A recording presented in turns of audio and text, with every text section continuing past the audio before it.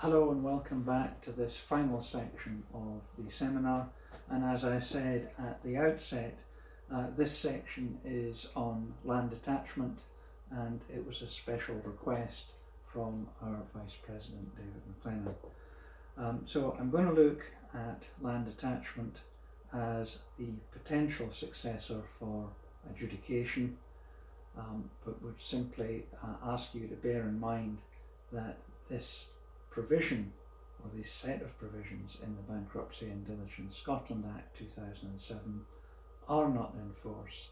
The Scottish Government has said it is their policy not to bring them into force, and it leaves Scotland without an effective diligence to seize land. What we have at the moment is adjudication, an ancient remedy, and can be thought of as a seize diligence. There are two forms. One is adjudication and implement, and one is adjudication for debt. Adjudication and implement is almost unknown and largely superseded by the provisions of the Law Reform Miscellaneous Provisions Scotland Act 1985, which allow the Sheriff Clerk to sign deeds where a debtor refuses or delays in doing so. I have used the provisions in the 1985 Act on one occasion where an Iranian gentleman sold his house to my clients and then decided after conclusion of the contract that he no longer wanted to sell the property. The price, I think, was quite advantageous for my clients, and the only alternative then was to bring an action of implement in the Sheriff Court. We were successful, and included in that was a warrant to sign by the Sheriff Clerk where the party refused to do so. He of course refused to do so, and the Sheriff Clerk signed the disposition. The second form of adjudication is adjudication for debt, and as I've said, that was prospectively abolished by the Bankruptcy and Diligence Scotland Act, but it is not in force as yet. It would require a conveyancing description, normally would be preceded by a notice of litigiosity in the personal register, and a decree recorded in Sazines if the title is still in Sazines, or in the land register where the title is in the land register. Adjudication for debt is a very odd form of action. It creates at once what is probably better regarded as a heritable security, or something akin to a heritable security for the debt for a period of 10 years, but where the creditor is entitled to enter into possession, the debtor having defaulted on the loan. Creditor can enter into possession with an adjudication. They can eject the debtor. The debtor, however, retains a right of redemption, which lasts for 10 years and is known as the legal. Not the legal anything, just the legal.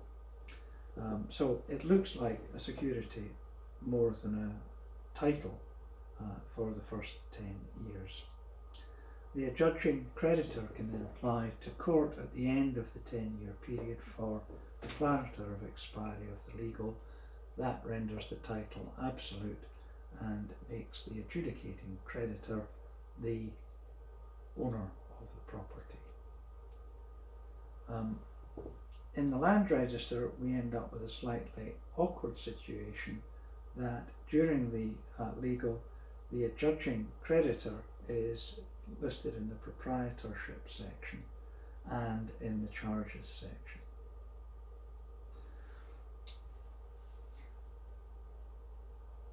Adjudication is actually used very infrequently, and in most cases creditors will resort to sequestration because creditors are typically not wanting to hang around for 10 years.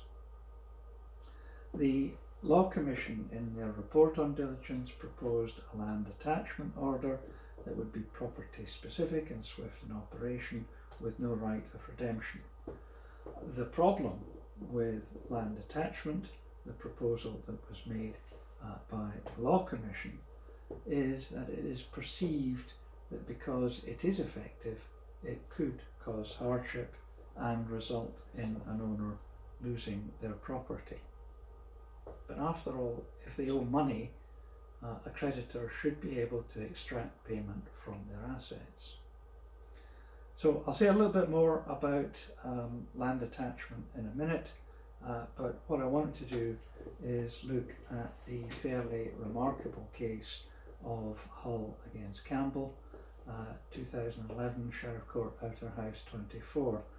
In this case, Hull sought a declarator of expiry of the legal against Campbell, and in the hearing on the case was confronted with an argument that this would be contrary to the Article 1, Protocol 1 rights of the defender to his property.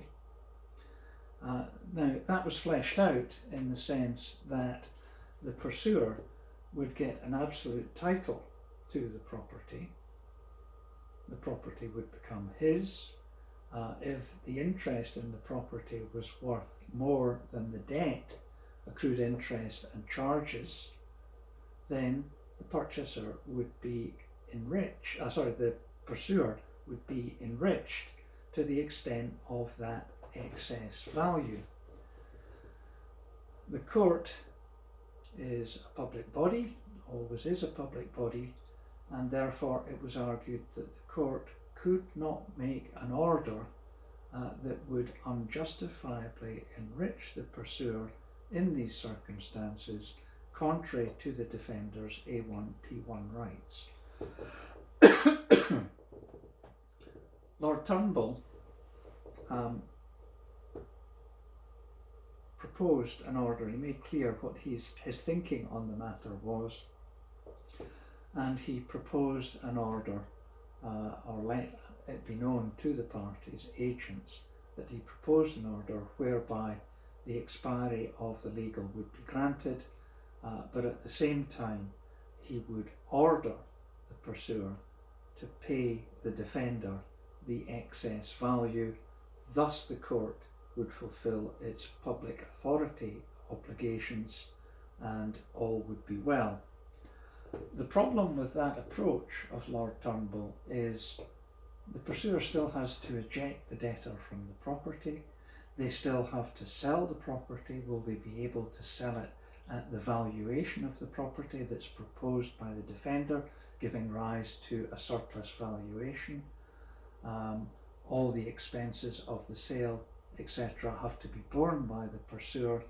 Clearly there is a very significant gamble being taken by the pursuer in proceeding further to obtain the declarator of expiry of the legal. In these circumstances, counsel for Hull, the pursuer, asked for and obtained a decree of dismissal. Now, this case illustrates just how precarious an action for expiry of the legal is, and it shows that adjudication is simply not worth taking. There is a sequel to the case of Hull against Campbell, and that involves counsel for Mr. Hull, who was subject to a complaint to the Scottish Legal Complaints Commission.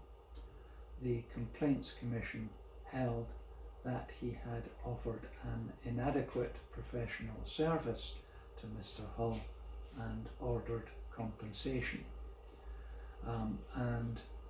Counsel David Bartosh took an action to the Court of Session to appeal the SLCC outcome and was successful in that. So adjudication doesn't have a happy history. The Bankruptcy and Diligence Act prospectively abolishes adjudication and, as I've said already, that has not been brought into force, neither have the provisions in respect of land attachment. So if land attachment were to be brought into force, there would be a requirement to have a decree. That decree would have to have pecuniary conclusions. Whether the award of expenses is a sufficient pecuniary conclusion is a moot point. Then there needs to be a charge served on the debtor. The days of charge need to have expired, see section 81. And if the debtor is an individual, 12 weeks need to have expired after service of a debt, advice and information package, all in terms of section 81. At that stage, notice can then be registered in the Register of Inhibitions, which becomes effective 28 days after that registration. There's a minimum amount of £3,000, and that ranks 28 days after registration, and it can be extended for a further 5-year period. Then there's a necessity to wait 6 months in terms of section 92(1)(b), then apply to the court for a warrant to sell.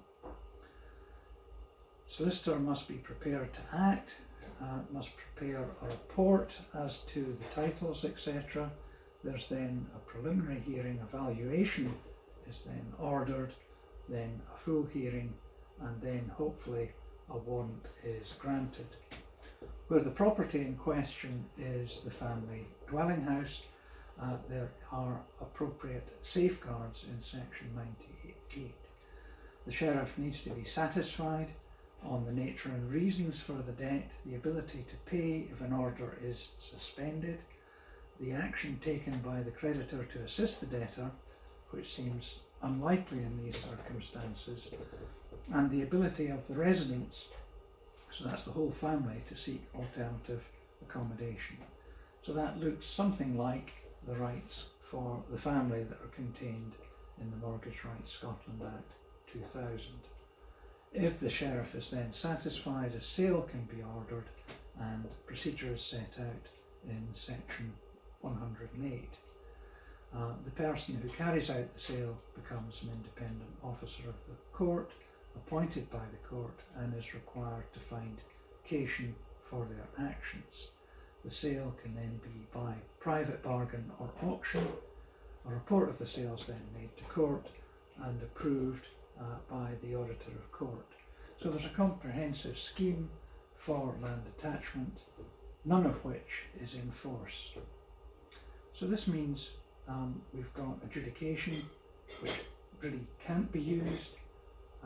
Inhibition is not a seize diligence, it's merely a prohibitory diligence, and therefore at present we can safely say that there is no effective diligence against land in Scotland, and therefore creditors will resort to sequestration in many cases where that is unnecessary, and where a proper form of diligence against land is absent. Now it's interesting that the Organisation for Economic Cooperation and Development looked at Scotland, looked at many nations across the globe 20 years ago, before the Bankruptcy and Diligence Act 2007, and it determined that Scotland did not have an effective diligence against land. That remains the case today, and it looks odd that an advanced nation such as Scotland does not have an appropriate remedy. So that's all I've got to say. Thank you for listening. If you've any questions, you can email them to the Secretary of the Scottish Law Agents Society, and you can pass them on and I can try to answer them if that's appropriate. Again, if you need to have your CPD verified, please contact Andrew Stevenson, our Secretary, for that purpose. Many thanks.